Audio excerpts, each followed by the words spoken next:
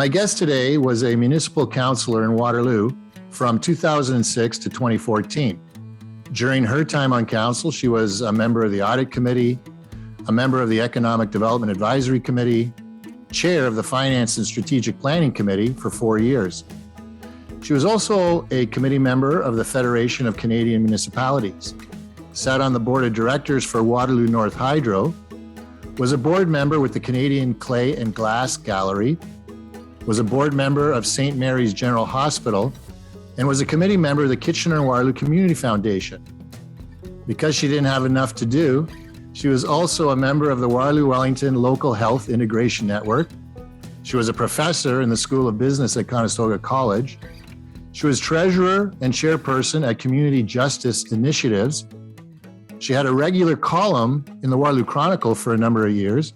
And among other endeavors, she co-chaired a group called Real Men Can Cook Waterloo. But I think I'm safe in saying that her most cherished community involvement is with the Waterloo Public Library, where she had a long-term association, including as chair of the Board of Trustees. She is currently a vice president at Habitat for Humanity Canada. So I'm really pleased that she's made time in her schedule to talk with me today. I want to welcome to the Old Grey Mayor's podcast, Karen Coviello.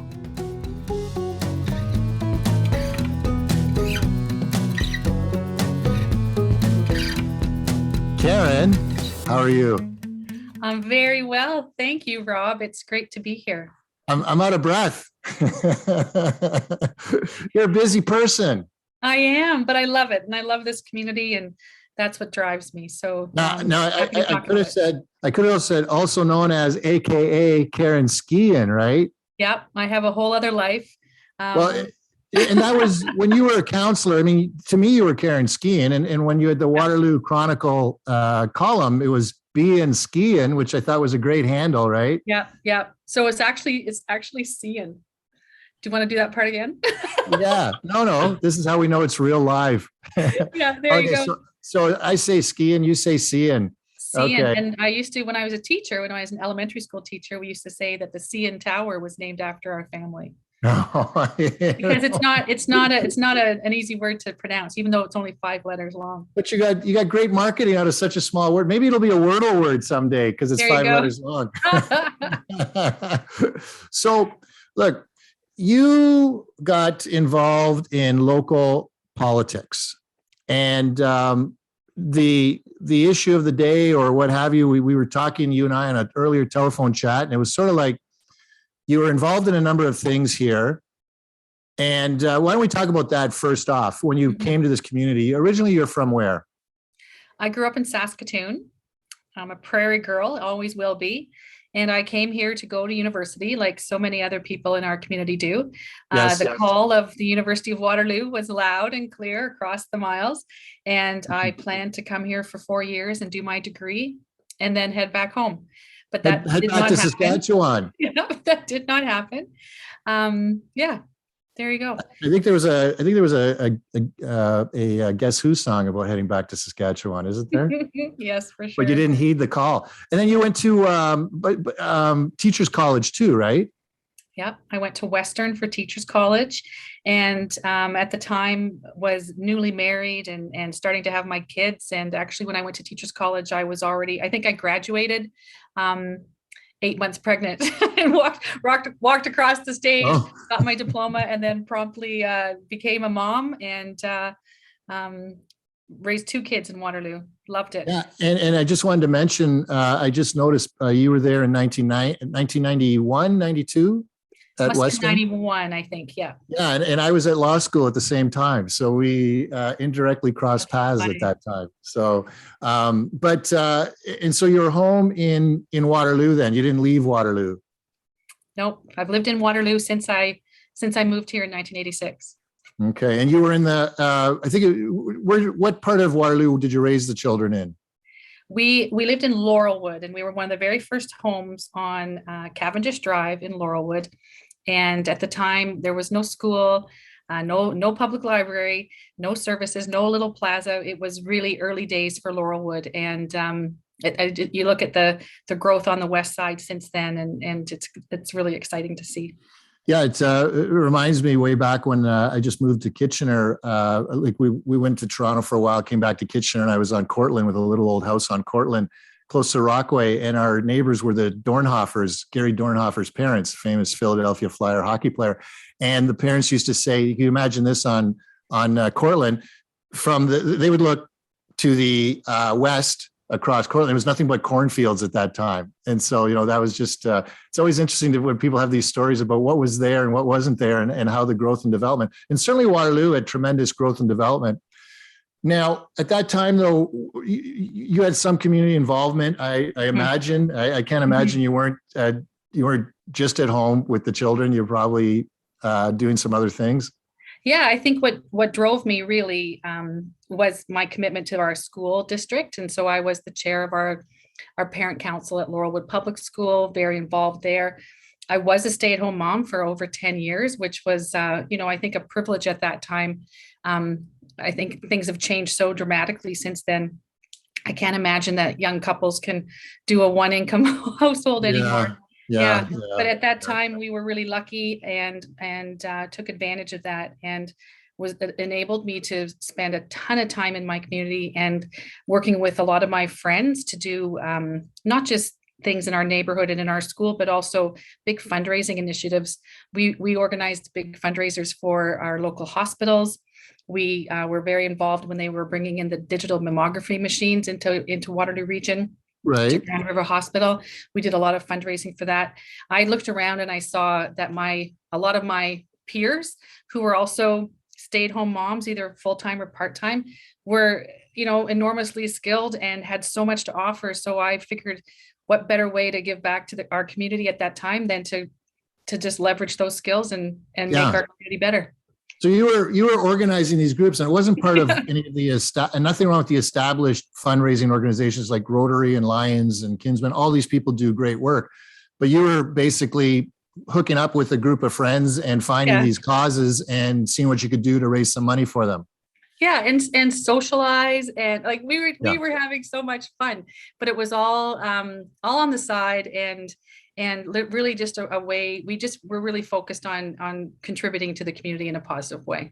This is if you recall way back when there was this concept, 1,000 points of light, and it was a bit mocked or what have you way back when. But I remember when I was mayor in North Dumfries, and you start to hear what people would do on their own in terms of, for example, there was one group that was collecting, if you can imagine this, it made total sense. If you were at a hotel and you collected all those shampoo bottles and gathered those up together to send them off somewhere, or people that collect the milk bags and then create mats with the milk bags. These are all people that are doing their own thing in the community. And I always call them these 1,000 points of light, because they were this bright light in the community doing these things for, just for the greater good. And it was always great to see that sort of thing. So you're doing that. And at some point you decided to run for council. So what was between that and deciding to run for council? What was the driving cause or push?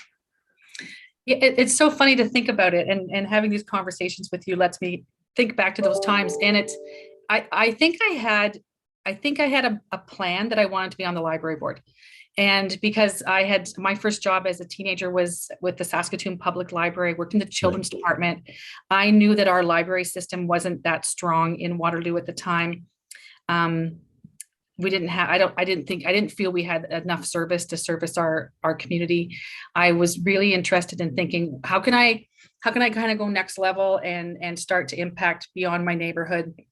Right. And at the time, I really have no idea, but I remember people saying to me when it came time for our municipal election that you should run. And it would, and you typically kind of brush those things off, but I thought maybe this is the stepping stone for me to figure out what I want to do next. And I knew my years as a a stay-at-home parent, we're coming, that doesn't last forever. Sure, sure. And The and I kids don't didn't want the kids don't share ice cream with you like they used to. no, they don't want you around all the time. So you're, a library girl because of your experience in Mhm. Saskatchewan and And being a Saskatoon. teacher and being a teacher. Yes, yes, absolutely. All those things are important. And you're seeing that Waterloo, because I grew up in Waterloo. So to me, the library was always the main branch. Maybe that was the only branch. And then often I would go down to the Kitchener main branch to do a lot of my research or homework when I was in high school, because they always had, more resources available down there. Is that sort of what your observations were at the time between like Waterloo and Kitchener? And Rob, if you wanted to use your Waterloo Public Library card to take something out from the Kitchener Library at that time, you couldn't have done that. You're right. It was almost like you're an outsider sneaking in. Yeah. And Kitchener has always put a lot of priority and resources into their library systems. I think one interesting thing when I was on regional council that I never really realized was the township library system is run by the region, but the cities each run individually their own libraries. And obviously there's more integration now. But with Waterloo, at the time when you were looking, were there branches around or just not enough branches? Or what was it you were seeing that was lacking in Waterloo? So there was the main branch, and that was built in 1965, just like me. And we love that library branch. It's a beautiful mid-century piece of architecture. It's a gorgeous library. And there was a little tiny offshoot branch at the Albert McCormick Community Center. Oh, yes, right. Yeah. So that served the west side, but beyond that, there wasn't anything. Yeah. So, and it's always nice. So back to then, you've got friends saying, hey, you should run. What ward were you in at that time? So Ward 2, Waterloo, which would be now the footprint is Laurelwood, Vista Hills, Columbia Forest, Clare Hills, out the west side. Right. And so your friends and you are doing all these various fundraising events and other social activities, contributing to the community. And out of that, I guess people came to appreciate the skill set that you demonstrated and thought you would be someone who would be an excellent counselor. Yeah. And I think I positioned it as that I was a connector and that I would be somebody who would be able to listen and bring their perspectives forward, kind of bust through that maybe stereotype around what politicians and politics looks like. We went really hard in with that messaging about community connection. Yeah. You were jumping to the campaign, but I just want to get to this point. You didn't tell me how you came to the decision that you would run, because people are saying, hey, you should run. And a lot of times people say, nah, I'm too busy, or I want to do something else, or whatever. How did you come to the decision that you would run? I think it was because I knew I needed to move to the next thing. So I think I saw it as an opportunity to figure out what that looked like. And you weren't on the board, the library board at this particular time, were you? No. That came later on. Okay. Yeah. So now you're going at it, looking at it. And I think in our conversations before, you mentioned there was redistribution, or the ward boundaries had changed. Mm-hmm. The existing councillor didn't live in the new ward boundaries, and there had been a realignment of ward boundaries. So I did see it as an opportunity to represent my community in a new way, for sure. Yeah. So, and the existing councillor, who was that again? His name was Jim Bolger. Jim Bolger. Okay. So for I think a term as the city councillor. Yeah. So you're kind of taking on an incumbent, even though he's not living in that particular ward. He's representing it for the past 4 years. So you got a bit of a fight on your hands here. Like you're running behind the 8 ball a bit. Yeah, totally. And I had no expectations. I really was doing it for not necessarily to win, but to build something to stand on, and maybe get involved with more, citywide activities, but no expectation at all that would actually turn into anything. And before you ran, we should touch on this. You attended the Waterloo Region Municipal Election School. I don't know if I have it right. It's a long name always, and there's no acronym that I'm aware of. The Women's Municipal Campaign School. Okay. Yeah. Of Waterloo Region. For Waterloo Region. And it was, I think it was the first one that they held. And I just went out of interest, that I thought, oh, this looks interesting. I think I'll go. Yeah. So by that time, had you decided you were going to run and this was an opportunity to gain a little bit of experience about what was involved? I think I was seriously considering it, but when I came out of that school, I was convinced I was going to do it. You were pumped. Yeah, I was. Now, there was another famous alumnus from that particular class, correct? Yeah. Well, the going into that election that year, our council in Waterloo was all men. And so I think there were a lot of people that were on a bit of a mission. So I sat down that first day. It was held down in Cambridge at the architecture school, and there we were in an auditorium, and I sat down just by fluke beside this woman, and we started chatting, and it was Brenda Halloran, and she looked at me and I looked at her, and I said, so are you going to run? And she goes, yes, I'm running for mayor. And I said, okay. And she showed me, she had made these cards up on, like, printed them on her computer. And then by the end of the time, we realized that we weren't allowed to do anything like that until we had registered to run. So she tucked us back away into her pocket. But we walked out of there fast friends, and then we ran for office at the same time. And yeah, I think our relationship is the classic Thelma and Louise forever. Yeah, well, we're gonna ride or die. Yeah, Thelma and Louise, perfect analogy. I was gonna say yada yada yada. We both won, but now we're gonna get into the yada. So you come out of the campaign school, and we won't. I'll remind Brenda about that campaign violation next time I see her. So. What did you do then? What was there a driving issue in particular, or because you bring up an interesting point about how Waterloo Council, and it's just generally, but how a council is perceived, and when you run. Because when I ran for mayor, my perception of the council of the day was that it was not collaborative or interactive with the community, and I just felt that by working more with the community, there's so much you could leverage in terms of the assets in the community, in addition to, your tax dollars and everything else you're raising, to get so much more done in the community. And we had our community center was an example of that. So it seems that sort of like you're looking at this council, as you said, it's like a group of men, and there's no female representation. And also too, you had mentioned this concept of Waterloo Inc. Yeah. Why don't you explain that for people? Yeah, and Waterloo Inc. is a concept that really shaped the operations at City of Waterloo for a long time, and I think it came from political leadership that was there for many years, long before I ever meandered onto the scene. There was a perception, I think maybe because of what Waterloo is as a community, that there needed to be a super business lean, a business attitude, a business first, economic first attitude. And our perception, until they made it, there was a bit of a critical error. You may recall back in the 80s, there was a bit of a critical business error made in Waterloo. Starts with R and ends with M. Also long before any of us got there. And which, there was a lot of irony in that. And I really felt that there was a disconnection, and I think you articulated it with your case as well, a disconnection between City Hall and the community.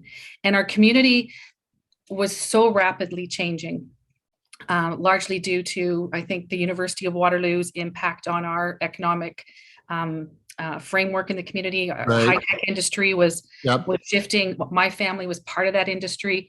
There were so many new Canadians coming to Waterloo to be part of that industry that it was changing. And I was seeing, and a lot of people were seeing, that there was a big disconnect between City Hall itself. It was very uptown focused, and the rest of the growing community. Right. Yeah. I mean, Waterloo always had that perception, very white collar, the insurance industries, the businesses. Then, as you say, the tech community that just exploded through the University of Waterloo, and Laurier contributed to that as well. And then you take it down to Kitchener and Cambridge, you start to see more blue collar or what have you, right? Manufacturing, et cetera, et cetera. And I think that term Waterloo Inc. was, I think I remember reading that term or seeing that term. I mean, it was very much this business approach, but you wanted to bring a more neighborhood view to things, correct? Absolutely, for sure. And yeah, and so let's talk about the campaign for a second. So you're out of this school, and I think what you articulate about Waterloo Inc., I think that was probably, if anyone listens to my podcast with Brenda Holleran, will appreciate that was a driving force for her too, was sort of breaking through that men only club, it seems, at Waterloo Inc. Try to add a little more heart to what was going on, so to speak, in terms of the operations and what's happening, and bring it more to a grassroots feel. So tell me about your campaign, though. What did you have going into it? Oh my heavens. I had absolutely no understanding whatsoever of political process, of what a campaign would look like, but I'm a very creative person, and I designed a campaign around this idea of a community connector. I had a very simple set of door knockers made. That was the only piece of literature I had, and it really profiled my skills as a connector, as a community like a leader in the community in terms of activating neighborhood events, etc. And we went in. I have the best friends on the planet, and luckily they rallied behind me every step of the way. And we had a small enough geographic area that we could do it all on foot, and we would go out every afternoon, and including one of my girlfriends who I'd gone to university with, and she had a baby at the time, or like a toddler, and he used to say, let's go, we're going to get Karen a job. You wonder what your friends were saying. Yeah. And at one point in time, somebody said, I can't remember who it was, but somebody said, you have all these beautiful women out campaigning for you, and that's not fair. And I'm like, those are my friends. Those are my friends. Lordy. And yeah, they are beautiful women, aren't they? Yes. Inner beauty. Determined to knock on doors and make connection, and chit chat their way through. Like, we just had the best time, and it really still was a pipe dream to think that I would actually pull it off. Now, during my campaign, when I was running against an incumbent, I ran into a little situation where my opponent was running these ads where she would have this word risk, and my picture under the word risk, and the word stability, and her picture under the word stability. And so, how did you run into anything like that during your campaign? Any shenanigans?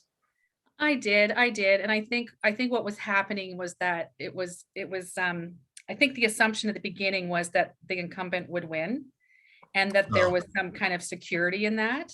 Right. And I think all of the incumbents at the time were feeling that, right? The mayor was an incumbent. He was very confident that he was going to win, and the other folks were confident that they were going to win as well. And as time marched on and it became clearer and clearer, I had signs. I had signs everywhere, and all on people's lawns. They were everywhere across our community. You could not miss them. And they were very simple, small Karen seeing signs.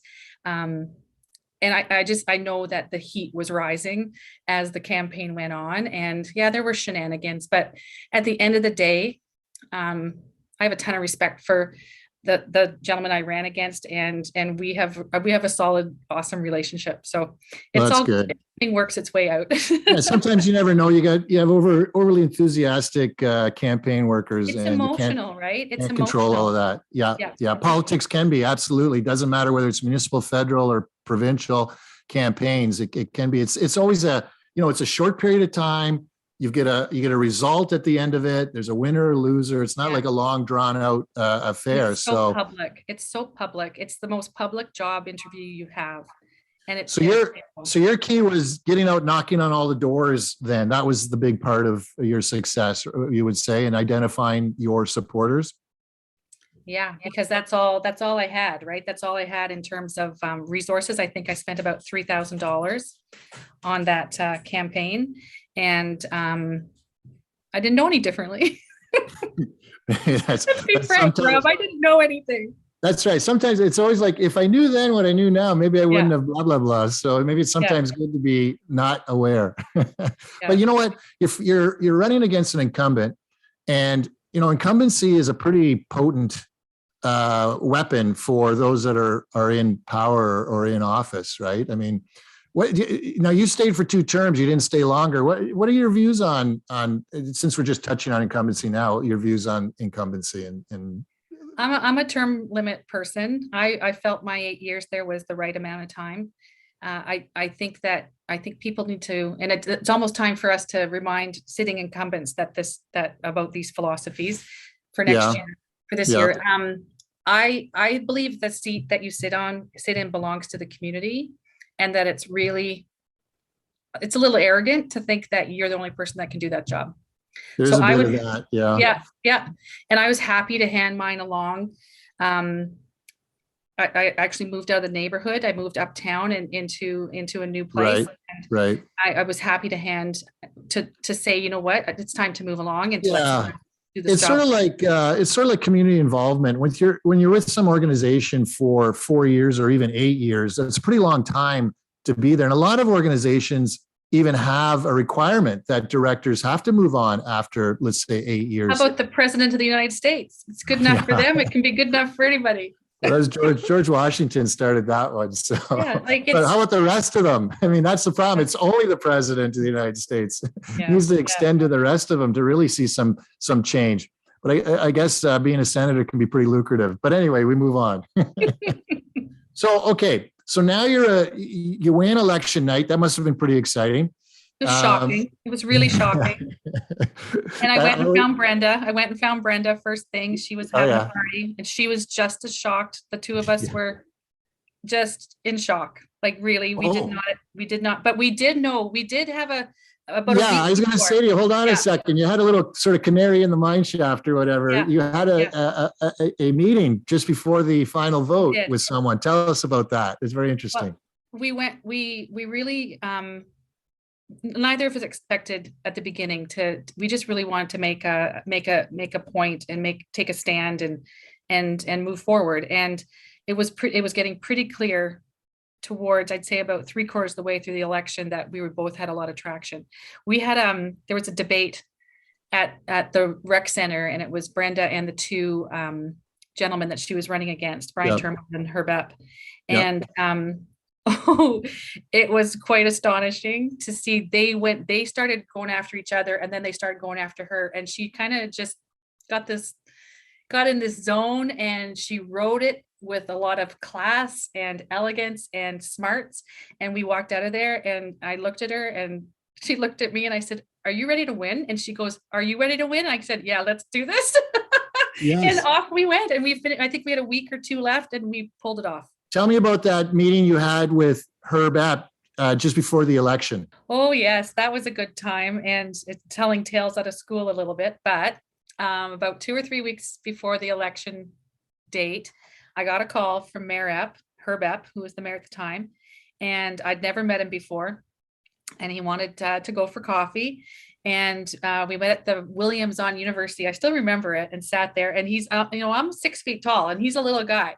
So we sat down and had our coffee, and I was kind of intimidated because it's Herb Epp. He's kind of a big deal.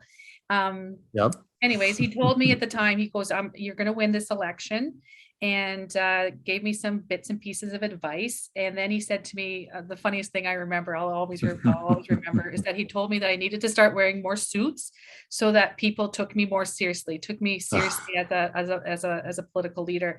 And I said to him, if I start wearing suits, the people who actually believe in me now are going to get confused, and they're not going to respect me anymore. So right there is all you need to see about Waterloo Inc. versus, we'll say, the new Waterloo, right? I mean, like that is a classic. How there's a bit of it's almost a conservatism. I mean, he's a liberal, but he's a conservatism. God rest his soul. But that's a very humorous story. And well, he was right. At least he was a longtime politician who could read the lay of the land very well, which he did, obviously.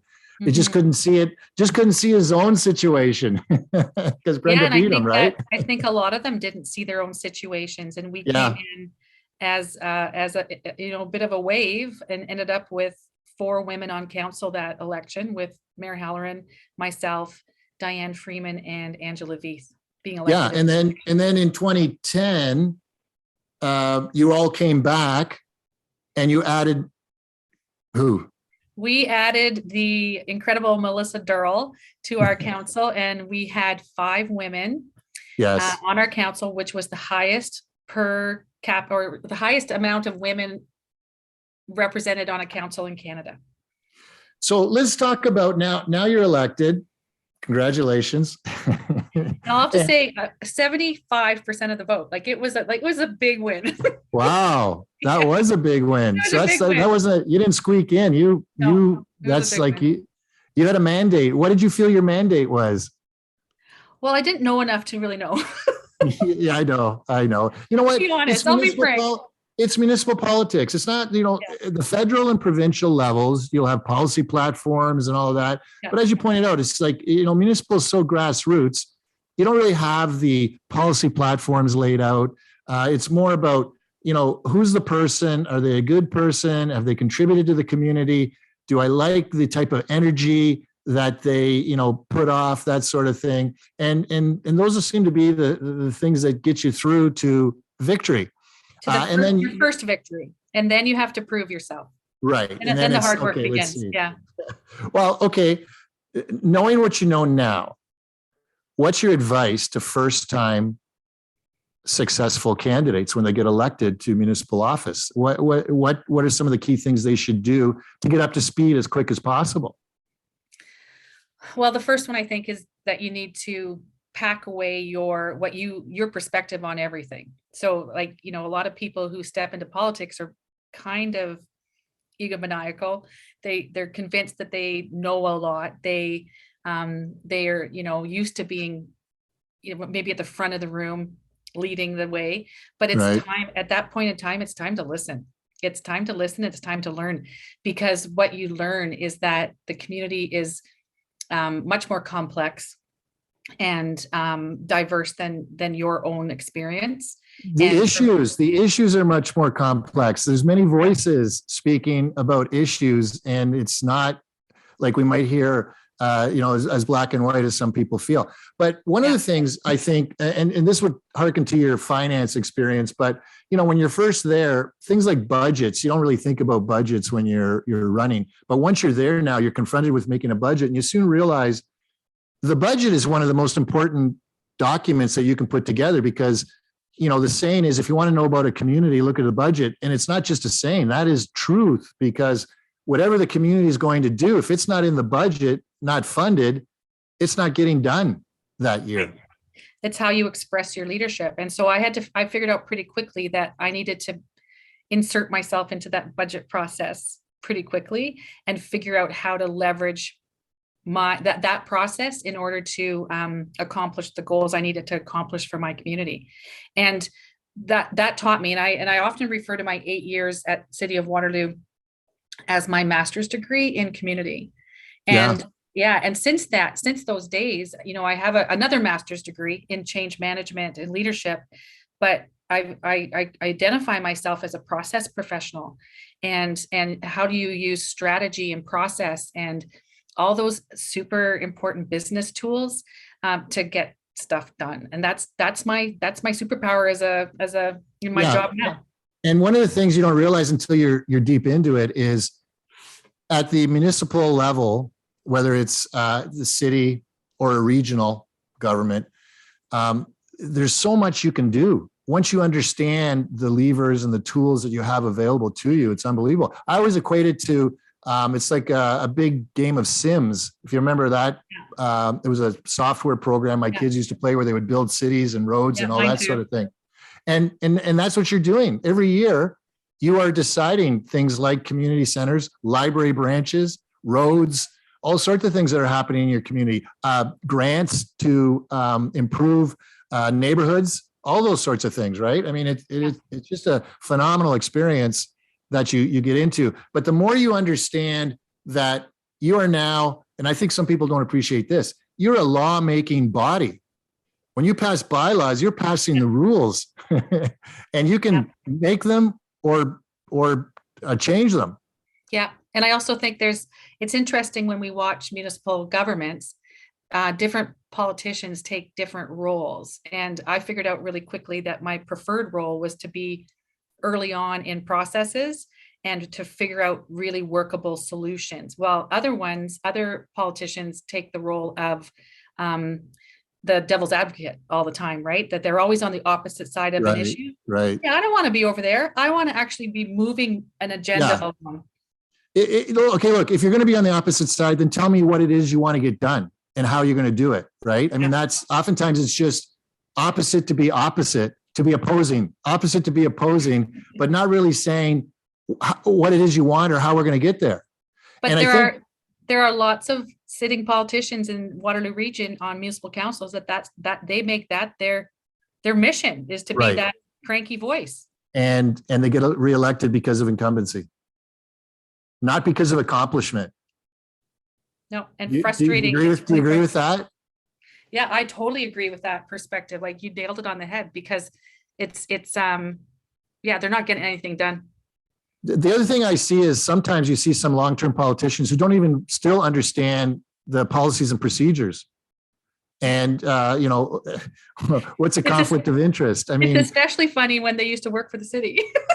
Yeah. So you think they would know what to do. I'm telling you, if you're a new elected politician, learn the rules of the game as quick as you can, because you will have an advantage and you will find a way to get things done. I remember one of the first things when I was at the region, we had that roundabout at Blockline and Homer Watson. And is it Homer Watson? Yeah, Homer Watson. Yeah. And, it was going to be a 3-lane to 2-lane to 3-lane to 2-lane. And I'm like, I don't know, from my personal injury lawyer experience, I was thinking this could cause some accidents. And I'm saying, well, it should be two lanes all around. Next thing you know, we're able to make it 2 lanes. And I'm thinking, wow, I got to make that change because you get the vote. And staff. What if you hadn't spoken up? Right. And it'd be the other way around. And so you suddenly realize, wow, you can make changes. Mm-hmm. Of course, the regional chair didn't like to see all the engineers around the horseshoe, but okay, tell me, what was one of the first things you got involved with when you were a councillor that made you realize, wow, you can make change and this is how you do it? Yeah, I think the first one that pops into my head was right off the top. And it was something that was happening as I was running for office. There was this piece of land on the west side up on Conservation in Urbsville. So that top corner of Waterloo used to be the town of the village of Urbsville. Beautiful piece of land called the McNally lands. And it used to be owned by the McNally family. And there's a farmhouse on there and orchards and stuff. But there were development proposals for that land. And right off the top, I remember sitting down with our planning department, with our CAO at the time, Simon Farbrother, that he's long gone from there as well. But but saying, okay, there's a process to go through here to change the zoning. Do you think I knew anything about zoning?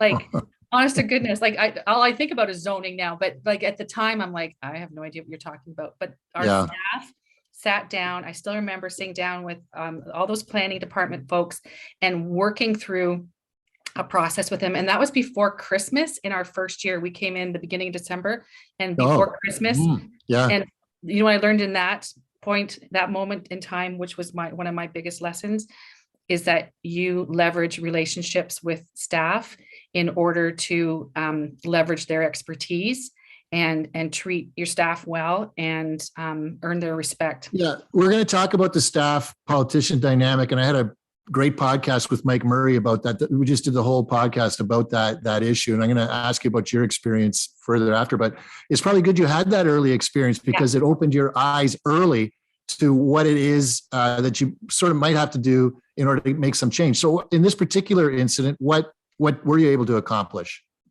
We got that zoning changed to green. And so that you can't develop on it. So we've protected those lands for a long time. Who owned the lands?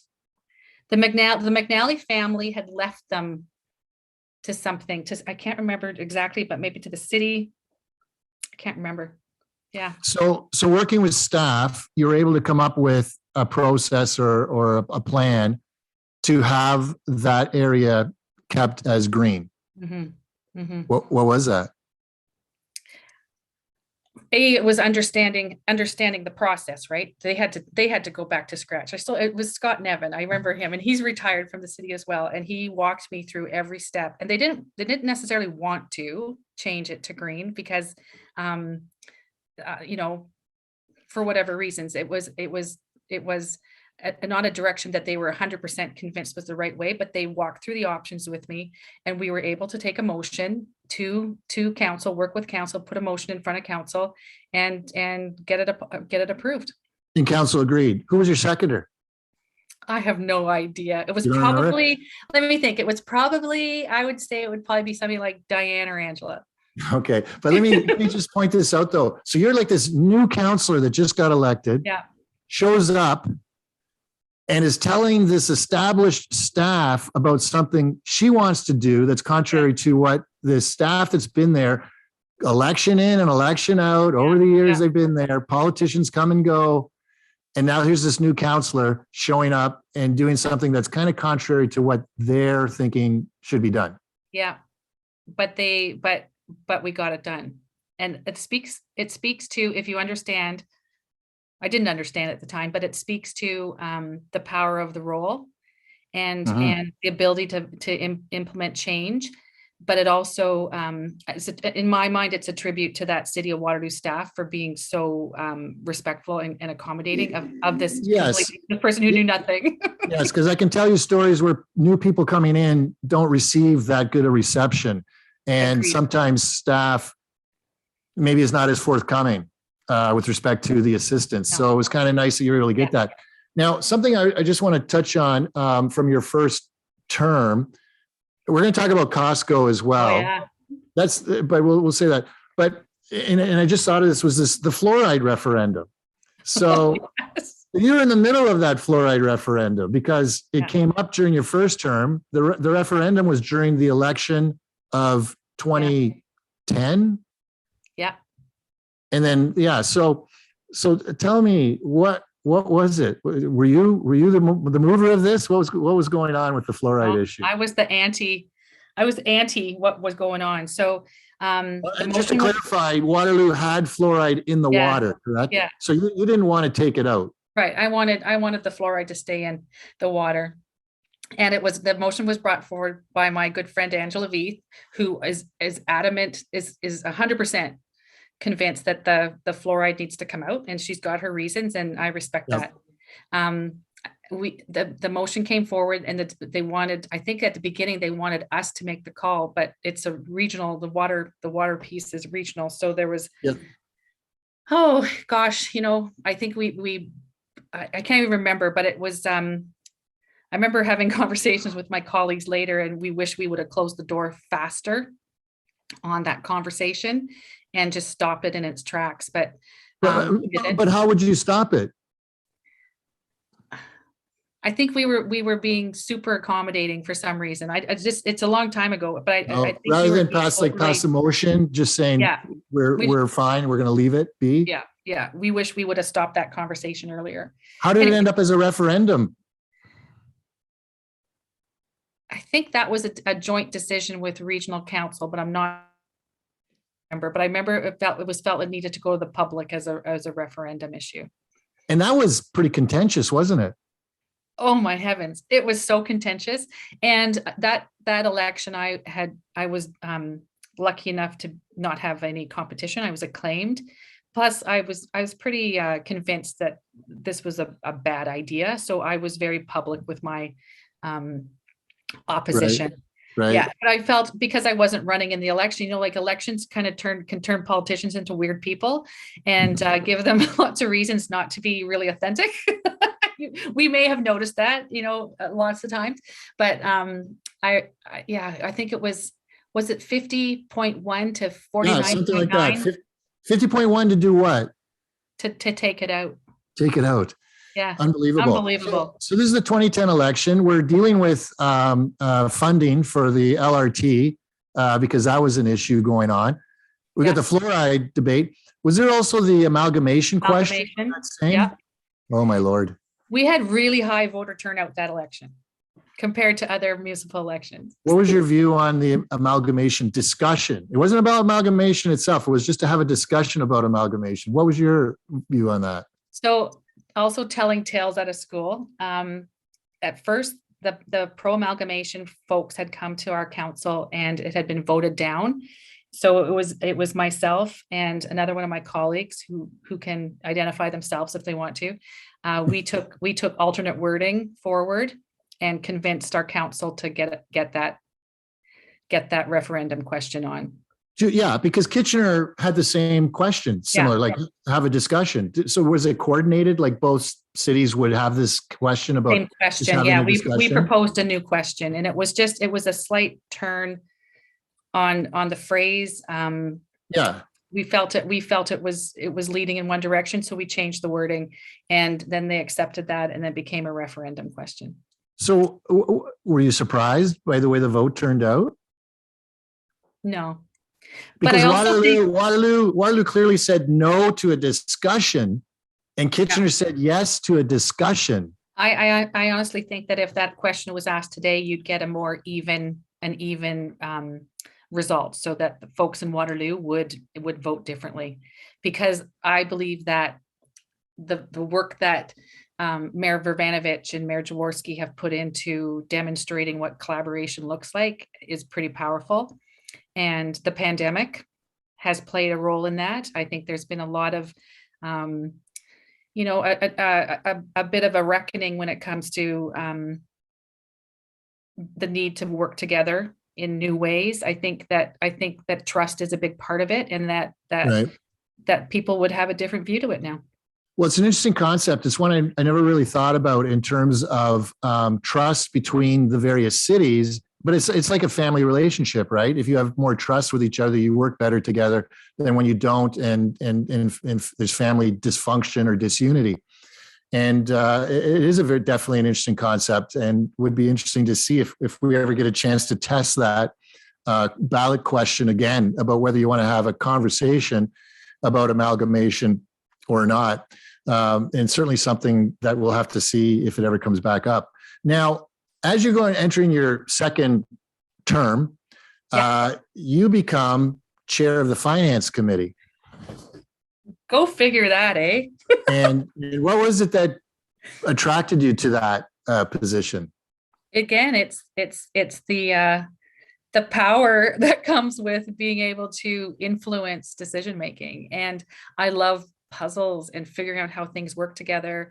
Obviously, I'm not an accountant, but I made sure I took a whole bunch of accounting courses to make sure that I understood the ins and outs a bit.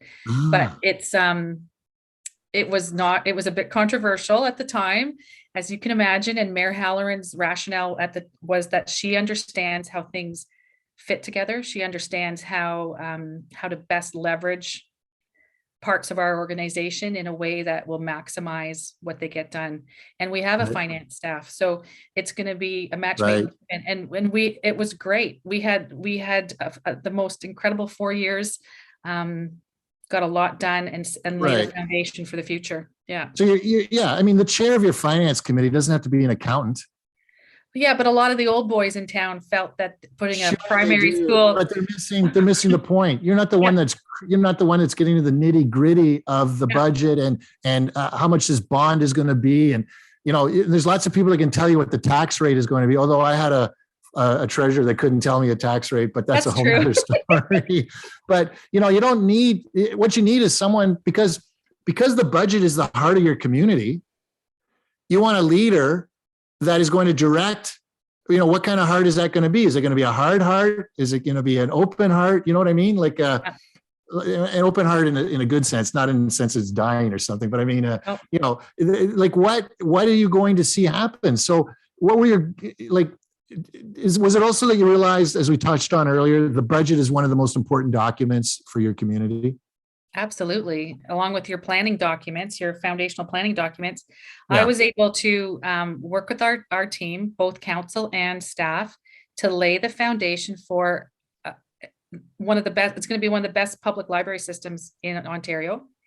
We were able to implement a whole neighborhood matching fund. At the start of that, we were able to do all sorts of things that put community first and put kids. Okay, so this is okay. So during your term as and this is what I say. There's always certain positions that are like really important positions in the region. Okay, no offense to anyone else, but the mayors drive the agenda a lot of what's going on. Like you said, Brenda Halloran is looking at this now. Did she appoint the positions for? So it wasn't voted on by the council. No. Okay, interesting. Because I think in Kitchener they vote on their finance chairs. Yeah. So here's the mayor deciding who's going to be the chair of the finance committee. And I always say the most important positions are the mayors, and then the people that are chairing the finance committees to me are most important because they're the ones developing the budget, and that is really the most important positions out there because that's what's driving things. So during your term, then.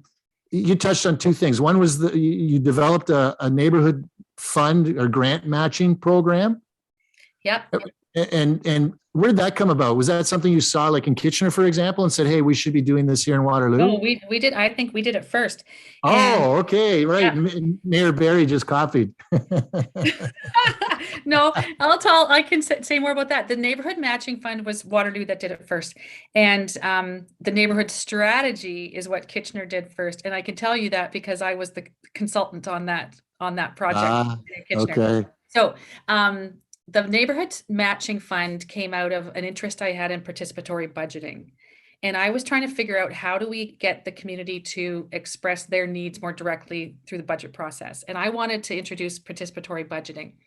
But that's a big step for a community, and New York City does it the best. Each borough or each ward had $100,000 that the neighbors would actually vote on. The community would vote on how they're going to spend it. Okay. So I wanted to figure out how do we do something like that? Oh my heavens. Like that was a big shock to the system for my team. Anyways, we came up with this idea through one of our committees that we would have this neighborhood matching fund. And to their credit, it started small, and this council, the subsequent councils have taken it to a much bigger place. And it has a lot of, it's a great way. It's a great way to show the entire city. Like sometimes there's too much focus on your uptown or downtown, and the suburbs are going, hey, what about us over here? And it's a great way for the council to reach out to the other parts of the city or the municipality that sometimes feel like they're being ignored. One of the other issues you had to deal with during this time was Costco, right? I mean, that was a big issue. That was a big issue. Yeah, it was, but it was kind of fun too. I'm not afraid of conflict. I kind of enjoy it, but it was, I knew I was coming to the end of my term, and this Costco on the west side of Waterloo was coming in fast and ferociously, without a lot of care and consideration for traffic, infrastructure, environmental concerns. We talked to them about getting a permeable parking lot that would be better for the water. Most people often forget that the west side of Waterloo is right on top of our drinking water supply, the moraine. Right. I would just hear constantly from my folks around how they were, traffic here, traffic this, traffic that, hated traffic. Well, traffic was a big issue, right? I mean, Ira Needles and the Herb Street. Yeah. And so along comes Costco, and I led the charge along with one of my fellow councillors to push back, in order to push back. You're push back at the developer, but you're also dealing with the region on this because Ira Needles push back at the developer and push back at the region. What was it you weren't happy with the region about at that time? And this is my perception. I'm sure someone listening to this will have a whole other perception, but they will. Yeah, the fact checkers in we don't care about that. Elmira. we don't care about the history teachers. Go ahead. So our perception at Waterloo Council was that that Waterloo was persistently brushed off, and that there wasn't a lot of appetite for whatever reason to really listen to Waterloo Council, our needs, our staff, etc. And one of the things we'd been asking for was a comprehensive traffic study for the west side for a long time. It just wasn't getting anywhere. And I don't know where the backlog was. I think they come back and say the backlog was on our side of the door and this and that, but I don't care. We're asking for a comprehensive traffic study, and it's not coming forward, and more developments coming. That's a problem. So yeah, we went in hard against the region. It's one of the few times I stepped out of my whole. My preference is to be behind the scenes and finding those elegant solutions. But this is the time I switched the gears. I'm like, you know what? I'm going to be the jerk from Waterloo, and I'm going to push this. I'm going to push it. I'm going to push it and push it until something happens. And it was so funny because the community was all like, oh my God, we want the Costco so bad. You're going to the Costco. And I'm like, if you've seen the business plans, you're not losing the Costco. There's more disposable income per capita in these postal codes than anywhere in Ontario. Like, they want to be in this market so bad. They want to be here. We tried to get them to move to north of the Conestoga Mall. We tried. They're not going anywhere. So they wanted that area, but you got to get the traffic right. I mean, Ira Needles originally started as just 2 lanes, and the region quickly made that 4 lanes. Yeah. So I can see how you're saying, look at, they probably knew it should have been 4 lanes all the time, but they probably went 2 lanes to use some money for some other project somewhere else. They were just staging it. So at the end of the day, we got all that. And what we felt that is if that Costco was allowed to come in and the traffic infrastructure wasn't committed to, we'd be on the hook for it, and we'd be dealing with the problems of it forever. And so we were able to be annoying as we could possibly be, and led by me, and and we pushed it, and the region came through with a plan to improve the traffic. And it's still a mess. Like, it's pretty gross. Sure, but you were able to get them to do something sooner than they wanted to do. Yeah. And you know what, this is one of the issues. If there's anything about our 2-tier system, and I know you don't like me using the words upper and lower tier. It's first level is the cities and the townships. Okay, and the second level, because you corrected me on social media once before, and I still remember that. But okay, so the first level is the municipal, the second level is the region. And if there's anything that's going to really be a problem is when councillors at the first level try to get something changed that's a second level responsibility. And sometimes you just don't feel like you're being listened to, or you're getting an answer back as the answer they want to give you without a real consideration for what's happening at the grassroots ground level. Yeah. I went through that experience on some trying to get some speed change, try to get a speed limit change. And you always get back that same old answer. Well, cars are going to travel at the speed that the road was designed for, or some cockamamie thing like that. And I'm thinking, no, put it at the speed we want it, and we'll enforce the level that we want. But we don't have the tools to enforce. So like, it keeps going in a cycle, right? But I think the mayors must be even in a trickier, like, I, as a city councillor, I was able to be that loud voice because I'm not sitting at that table. And the mayors that are all at that regional council, I think it's a difficult situation for them. So Karen, we're just going to wrap it up, and I'm just going to say this. You went in as a neophyte. Yeah. Right. And you come out 8 years later as a hardened veteran. Yeah. And what would you say about your municipal political experience? What would you want people to know about how you felt about your experience? I loved it. I loved every minute of it. It was the most challenging part of my life. Not just for me personally, because I went through a lot of changes. My marriage ended during those years. My kids grew up in an interesting set of circumstances. Being the children of a politician is not easy. Yeah. I had to totally pivot in my career, everything. But I think it taught me everything I need to know about being a leader now. And I'm in the affordable housing sector. I'm the vice president of a national charity that we're trying to be a big part of the solution around affordable housing across the country. And I know I could not have ever landed here without that incredible growth experience that I went through. And it's tough. I've got a lot of scars, literally and emotionally, from those years. And I'll never go back in. I can tell everyone that's listening, I will never go back in. But it was the most rewarding experience of my life. Well, let me just say this, Karen. I think as a community, we're very fortunate that you didn't follow the the Guess Who song I was touching on earlier and heading back to Saskatchewan or Saskatoon. So we're lucky that you stayed, and I really enjoyed our conversation today. Thank you very much for being on the podcast. Absolutely my pleasure, Rob. Thank you. Thank you for listening to another edition of the Old Grey Mayors podcast.